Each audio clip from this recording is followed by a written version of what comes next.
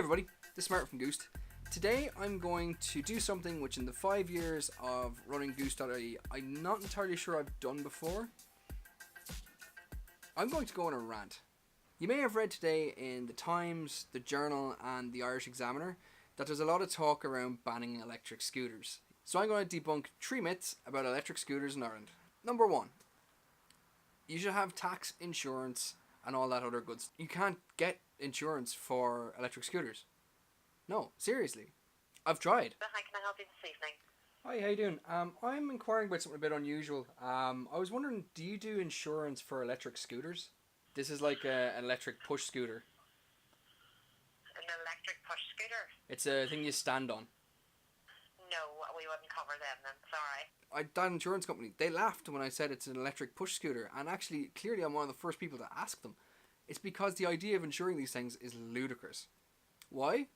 That's going to bring me on to myth number 2.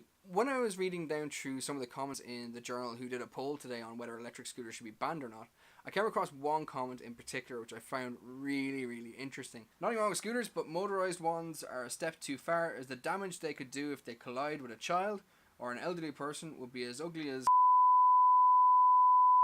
What damage would an electric scooter do if you were to hit a child or an elderly person? To be honest, it could do a lot of damage. It could really hurt somebody.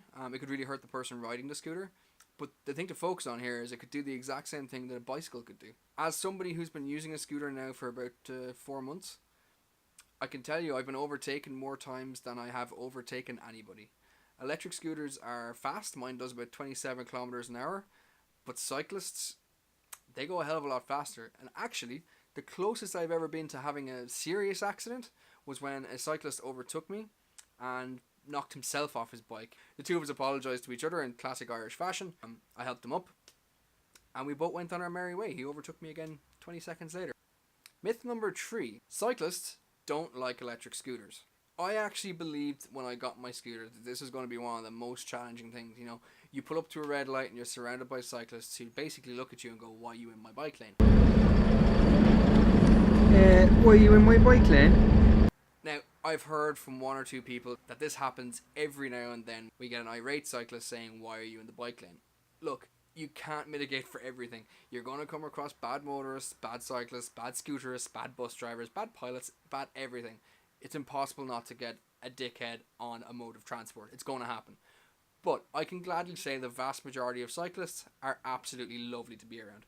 I reached out to Dublin Cycling on Twitter and I engaged to ask them a quick question.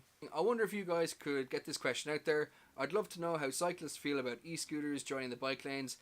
I've been using one for a week now. It was quite a while ago I posted this comment, but I've never had any issues of cyclists looking at me sideways.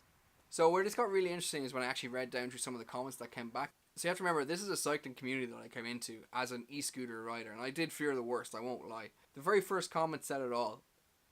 One less car is always welcome.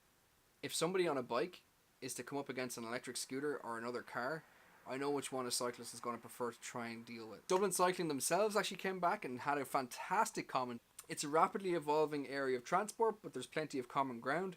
If you break traffic down into 3 types based on speed, then you have pedestrian traffic, slow traffic and fast traffic. E-scooters fall into category 2 alongside bicycles. One comment here I absolutely love, and I do believe is 100% true from being somebody who's been around these cyclists, chatting to them, love gassing them to the next set of lights even more. Cyclists really do not like being overtaken by electric scooters.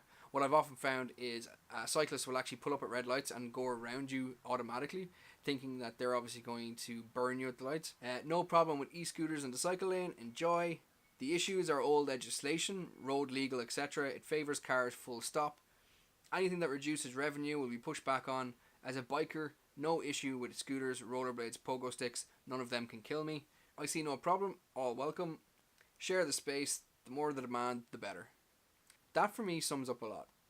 While not every single cyclist in Dublin or around the country is going to be happy sharing bike lanes with a new vehicle, from this straw poll, the vast majority of cyclists don't care. In fact, they might care. They might care that one guy on an electric scooter is one less person driving a car that can do a lot more damage should they hit somebody than a scooter. I really do hope that we're going to start a conversation around this where we look at electric scooters as being a positive. They're reducing emissions in city centres. they're reducing the amount of road traffic in city centres. They can actually stop congestion and keep Dublin City moving. How the RSA and the Department of Transport could see this as a negative, it's beyond belief. But fingers crossed, sense is seen soon. Do sign up to this channel, and please leave a comment wherever you're watching this. And I really want to engage in some healthy conversation around this and see what everybody thinks. Talk soon.